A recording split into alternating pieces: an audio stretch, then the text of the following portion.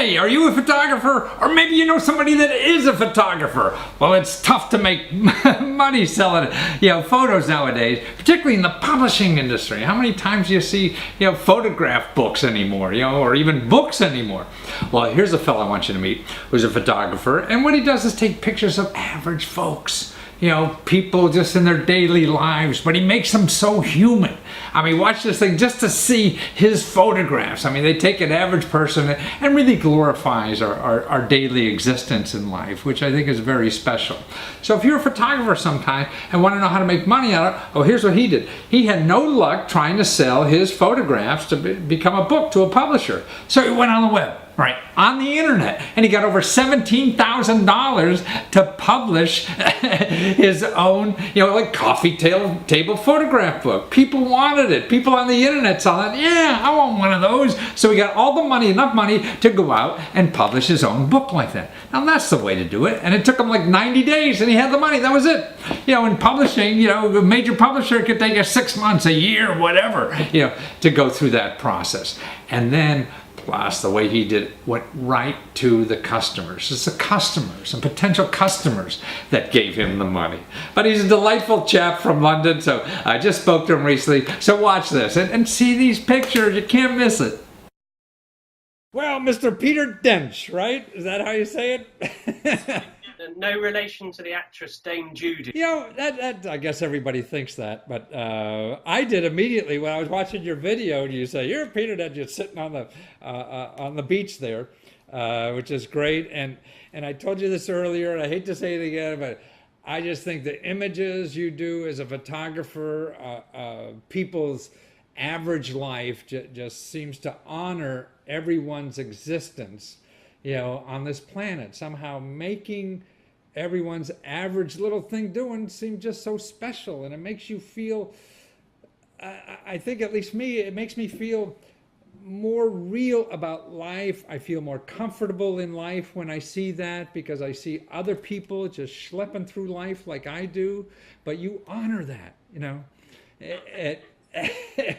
But what you've really done to me, bud, is take that and went online and raised what, $17,000 to make a book on it. That's terrific. Thank you. But it was because people got involved. They got behind the project. They engaged with it. They believed in it, and without that help, then the book wouldn't exist. So you're thanking all the little people now, is that what you... Not at all. I mean, whether someone donated $25 or $2,000, I treated it as a donation, regardless of the value. So, whether it was an old school friend or a businessman, it was equally valid. Yeah. There are no little people out there. There are.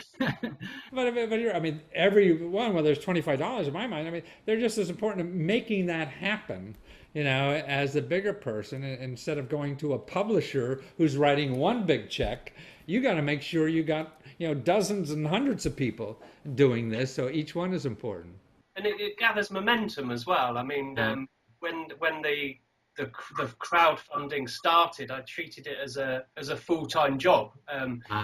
The platform, the Emphasis platform that's hosting the fundraising, you have 60 days to raise. 60 days, so it's beat the clock, huh? It's like... I genuinely didn't know whether 60 days was too much time or not enough time. So I was petrified. So I made sure that for the first 2 weeks at least that I sat down and dedicated myself to that process. And I think people are naive if they put their project on a crowdfunding site and just let it sit there and hope. You mean I have to work and do this too? Wow.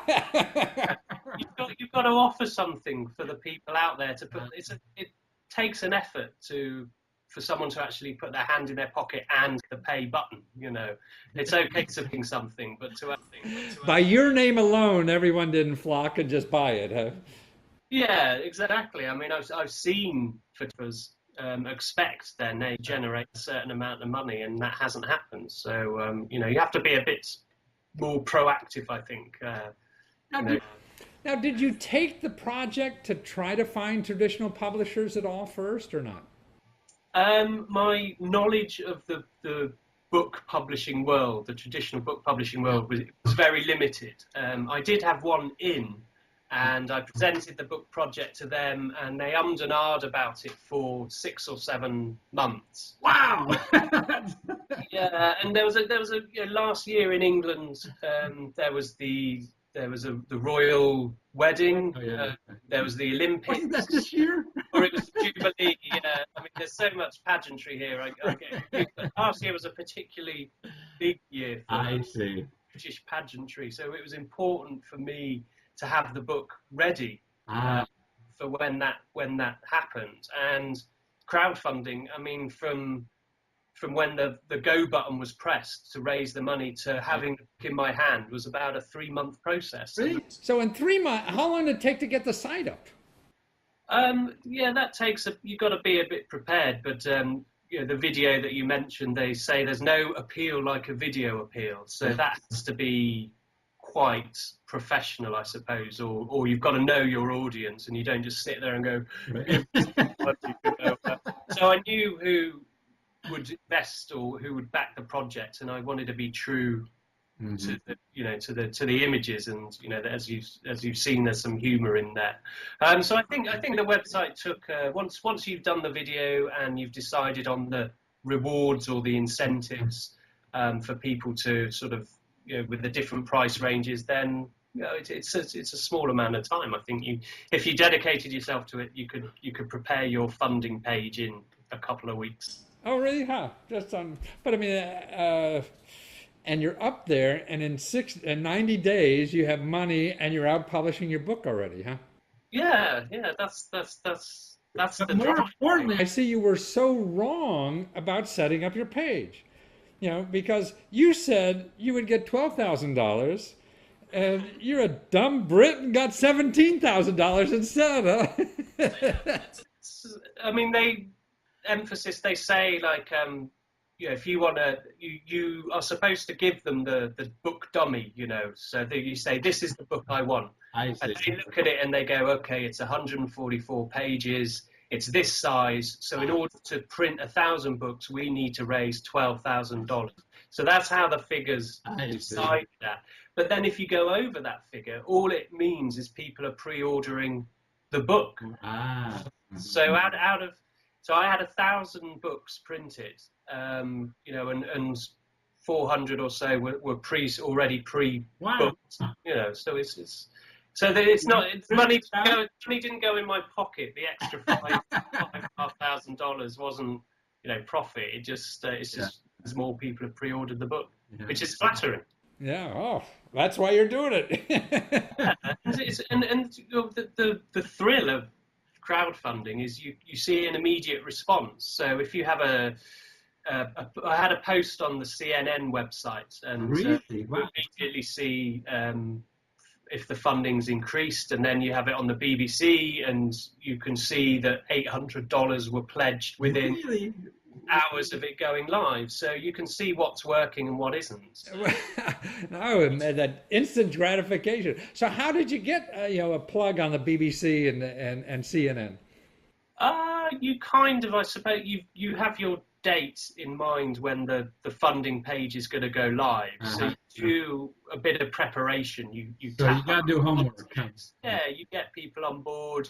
You get a team around you to, you don't want to be there on day one and see going, right, who do I call? What do I do? You want to have I had a hashtag, and it was Help Dench. I think a large percentage of the funding was driven through Twitter, which I'm a big fan of. No kidding, huh?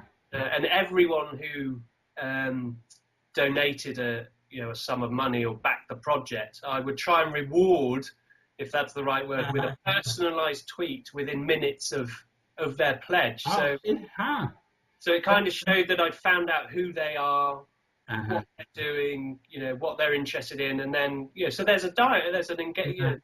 It's a two-way process, I think. So you really have to find out about all your audience, I guess, is really what it is, and you're being as close as possible to the people that are helping you. And I guess that really shows your appreciation much more than anything. Taking the But having said that, people who I'd bent over backwards to help recently didn't put their hand in their pocket. But school friends I hadn't seen for 27 years suddenly took an interest. So you can't rely on like John from down the road for $50. You can't tot it all up in your head. There were some surprises along the way, which like old girlfriends come in and say, "I didn't know you were that talented," or yes, I would have hung in there with you.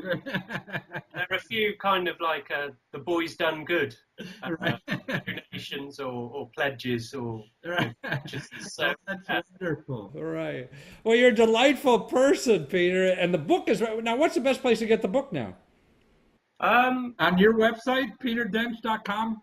No, I mean it's available through the Emphasis website. Oh, Emphasis. Okay, so it's still for sale on there. You can still hook on there, right? There's some in stores across the all over London, right? And in every taxi cab you get it.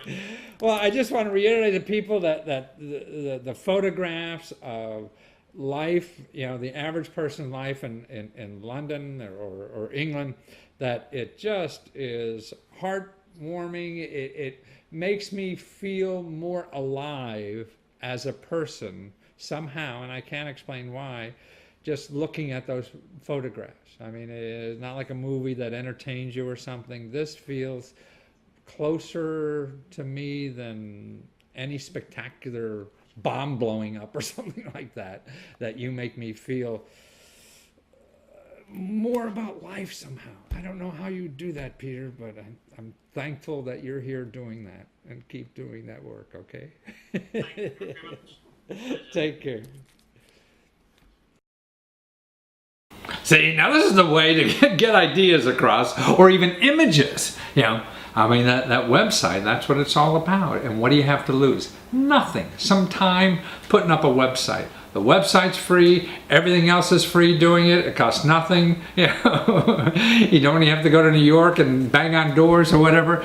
Man, so if you have an idea about photographs or anything, telling a story, do it here. Test the idea. The worst that can happen is you don't get all the money, but you'll learn.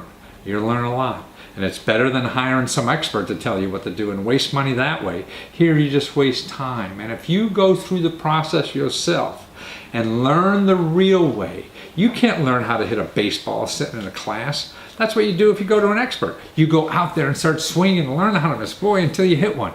That's what it is. So get in there, get on the web and start swinging, and you'll hit one soon.